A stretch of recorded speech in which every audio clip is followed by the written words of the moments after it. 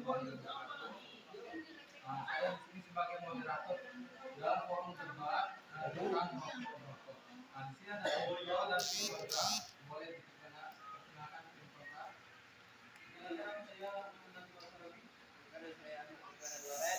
Saya Faisal Garis Tanggang. Saya dari Presiden Nugraha. Dan saya ada tim pro. Boleh diperkenalkan. Oke, di sini waktunya 15 menit. Kita membahas tentang forum debat yang membahas tentang rokok. Terima dari tim. Argumen pro tentang rokok. Satu, kebebasan berindividu. Rokok adalah produk yang legal, dan orang dewasa yang harus memiliki kebebasan untuk memilih apakah mereka ingin merokok atau tidak. Dua, ekonomi. Industri rokok dapat memberikan kontribusi signifikan pada perekonomian negara melalui pajak dan lapangan kerja. Tiga, pengurangan stres. Beberapa orang percaya bahwa merokok dapat membantu mengurangi stres dan kecemasan. Empat, kesenangan. Banyak orang menikmati merokok sebagai hobi atau bagian dari gaya hidup mereka. Namun, perlu diingat bahwa argumen pro rokok sering kali dibantah. Tidak membuat anti rokok lebih kuat. Oke, di sini giliran tim kontra yang membahas tentang Oke, saya pembicara pertama. Rokok adalah produk yang berbahaya dan mematikan yang dapat menyebabkan berbagai masalah kesehatan serius, seperti penyakit paru-paru, kanker, penyakit jantung juga. Kecanduan nikotin yang dapat mempengaruhi kesehatan mental, dampak negatif pada kesehatan reproduksi dan janin, meningkatkan risiko kematian dini. Kontra rokok juga dapat menekankan bahwa rokok tidak hanya membahayakan perokok aktif, tapi juga perokok pasif yang tetap dapat asap rokok. Oleh karena itu mereka menyerukan untuk mengurangi atau menghilangkan konsumsi rokok demi kesehatan masyarakat dan keselamatan masyarakat juga. di sini tim pro boleh membacakan. Apabila rokok itu merasa terancam untuk nyawa, rokok tidak akan legal. Yang sudah legal artinya aman dari negara atau boleh dihisap untuk orang-orang tertentu. Jika tidak boleh dihisap, maka rokok tersebut sudah ilegal atau tidak akan legal. Oke, saya bantah di sini. Seperti yang Anda katakan bahwa rokok dikatakan legal. Namun, apa tanggapan Anda tentang rokok yang ilegal? Rokok ilegal Parahnya rokok ilegal yang dijual di pasaran. itu kesalahan pemerintah, bukan kesalahan untuk membeli rokok. Karena rokok ilegal itu sudah tersebar di mana-mana yang dapat dan tidak kita ketahui apa isinya, seperti rokok-rokok yang murah pada zaman sekarang seperti Lukman, Noracino itu sudah tersebar di mana-mana yang disebabkan oleh pemerintah, bukan warga untuk yang membeli. Karena pajak untuk rokok sekarang yang legal itu mahal sekali.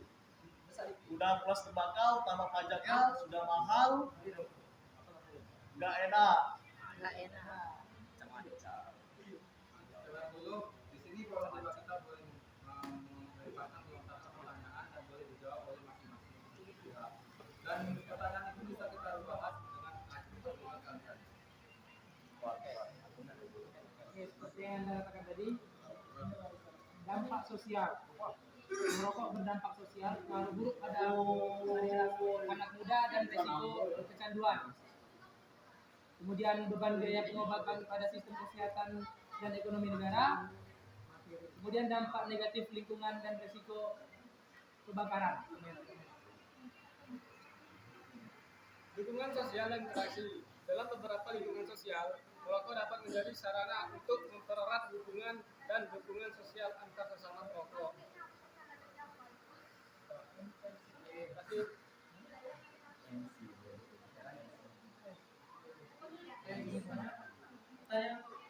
Anda bagaimana menggunakan kontribusi industri rokok? Saya akan menjawab pertanyaan dari Habib. Ekonomi. Industri rokok dapat memberikan kontribusi signifikan pada perekonomian negara melalui pajak rokok dan melalui lapangan kerja. Itu sudah sangat banyak untuk membantu negara untuk mendapatkan kehidupan yang pokok atau yang tepat atau yang bisa hidup lah. Banyak negara yang menggunakan pajak rokok sebagai sumber pendapatan yang signifikan yang dapat digunakan untuk biayai program-program kesehatan dan sosial ataupun negara.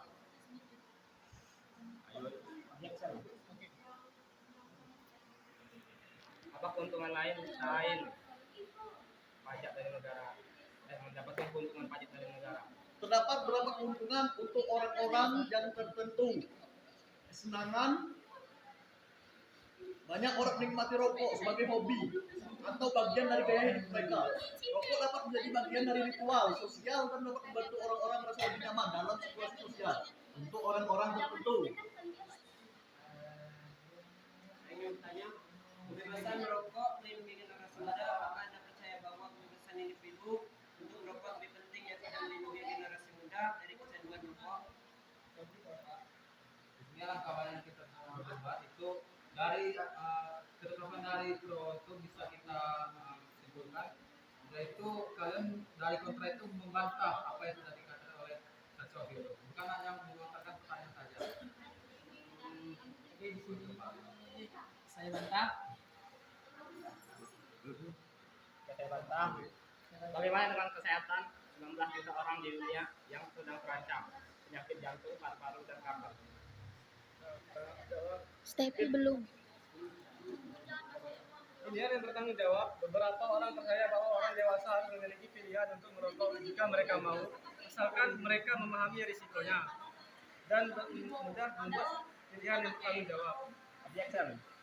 Bukannya walaupun hanya orang dewasa saja yang merokok, apakah anak kecil juga ikutan merokok? Ya. Itu bukanlah salah rokok, itu bukan salah pemerintah, itu salah orang tua untuk tidak mendidik anaknya menjadi lebih baik. Mengapa anak kecil dibebaskan untuk membeli rokok atau tidak menjaga atau untuk menjaga uang jajannya? Itu mengapa? Karena itu salah orang tua itu sendiri, karena tidak menjaga anak-anak. Rokok juga ada ketentuan sosial untuk di bungkus rokok terdapat untuk 17 tahun ke atas. Apabila sudah diketahui itu untuk orang berakal, maka tidak akan ada anak kecil yang membeli rokok tersebut di bawah umur 17 tahun. Karena di rokok tersebut sudah ada tertera 17 tahun ke atas boleh menghisap ini. Jika sudah di bawah itu maka tidak boleh. Objection. Kenapa semua warung masih menjual pendidikan walaupun anak kecil itu masih di bawah 16 tahun?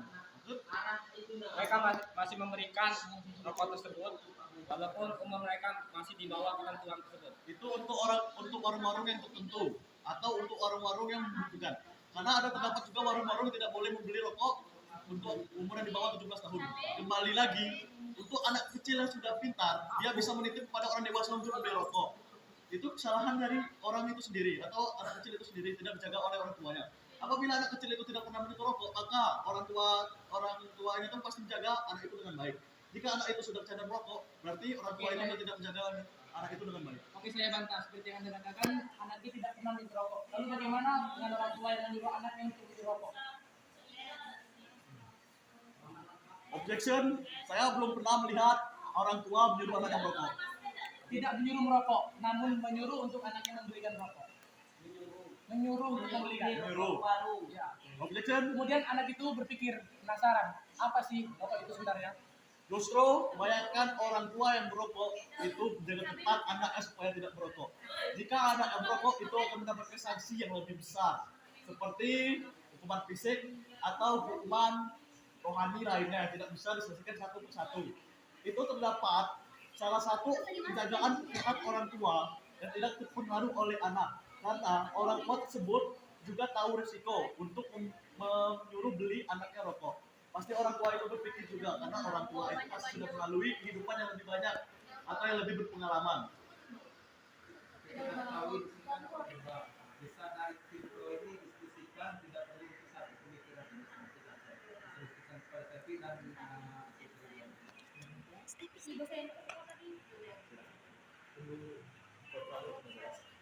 Step, ngomong.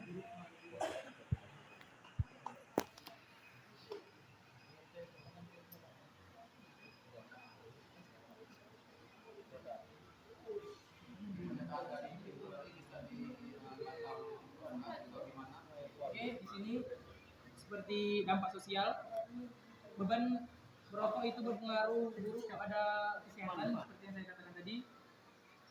Jika kesehatan masyarakat itu terganggu, maka beban biaya pengobatan perokok membebani sistem kesehatan ekonomi negara. Sedangkan seperti yang Anda katakan, bahwa merokok meningkatkan ekonomi negara. Pendapatan dan pajak industri rokok memberikan distribusi ekonomi yang signifikan melalui pendapat dan pajak yang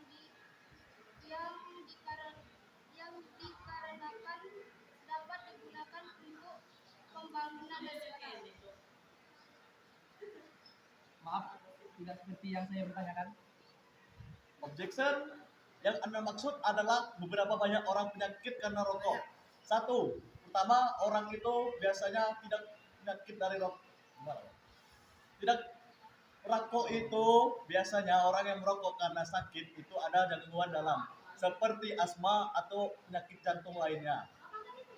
Untuk rokok yang membuat itu sakit, rokok itu bisa dinetralisirkan dengan olahraga. Jika perokok itu mati dengan rokok, bahwa rokok orang itu ialah orang yang sudah tidak sehat. Objection saya bantah di sini. WHO 2019 membuktikan 95% perokok aktif memiliki penyakit pasif seperti penyakit yang saya sebut tadi.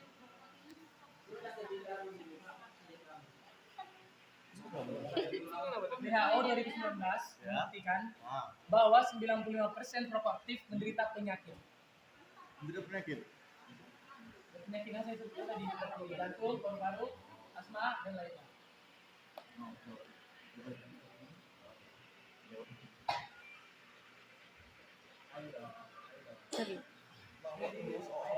Orang pasti seribu tadi,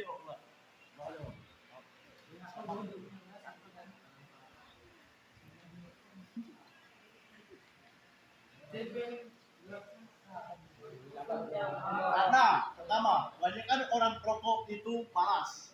Yang pertama, karena tidak dinetralisirkan seperti contohnya pengendara truk yang menggunakan rokok sebagai temannya, yang agar tidak tidur atau dalam perjalanan, yang membantu rokok sebagai penjaga tidur agar tetap semangat saat berkendara. Mengapa banyak yang penyakit? Yaitu orang merokok atau tidak merokok, walaupun tidak olahraga, tidak keluar, diam di rumah, itu akan kena penyakit, walaupun tidak merokok. Jika tidak dinetralisirkan, maka sama saja. Rokok dan merokok itu akan menjadi penyakit jika tidak dinetralisirkan. Oke, saya bantah di sini. Seperti yang Anda katakan bahwa supir dan masyarakat yang saya bilang malas atau pengangguran itu mengonsumsi rokok. Seperti yang Anda katakan bahwa rokok dapat didefinisikan dengan olahraga. Apakah atlet itu harus merokok? Objection. Atlet tidak harus merokok. Kebanyakan atlet adalah perokok yang berhenti. Mengapa? Karena atlet itu tahu merokok itu berbahaya, tetapi tidak sampai membunuh. Jika merokok berbahaya, rokok akan menjadi ilegal seperti narkoba, garam Cina, seperti dan lain-lain. Makanya kenapa rokok itu legal? Ya karena sudah ada ketentuan tertentu. Jika rokok dapat membuatmu mati, jika dapat 9 juta nyawa melayang, katamu itu rokok sudah pasti ilegal.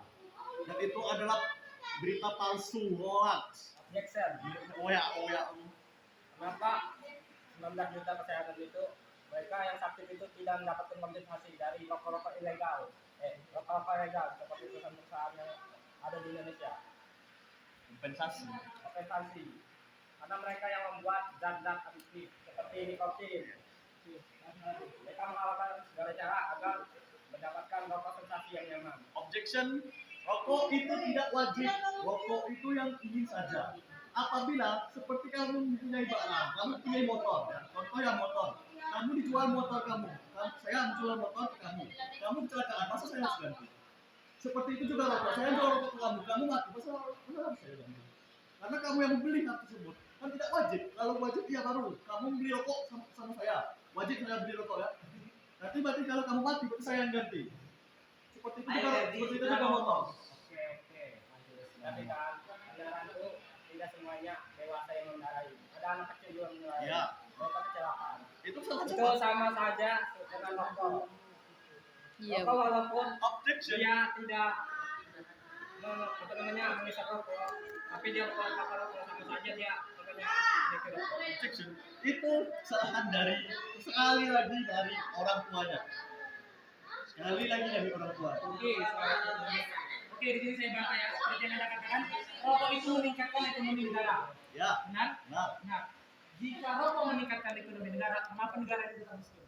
Nah, itu maksudnya karena banyak koruptor Ahmad Saroni. di Indonesia.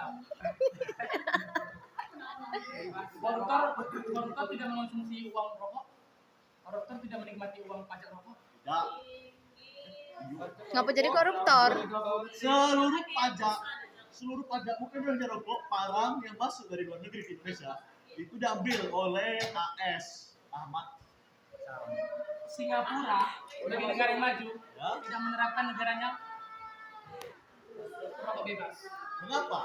Karena merataan orang Singapura adalah orang yang disiplin. Lalu mengapa Indonesia tetap mengonsumsi rokok?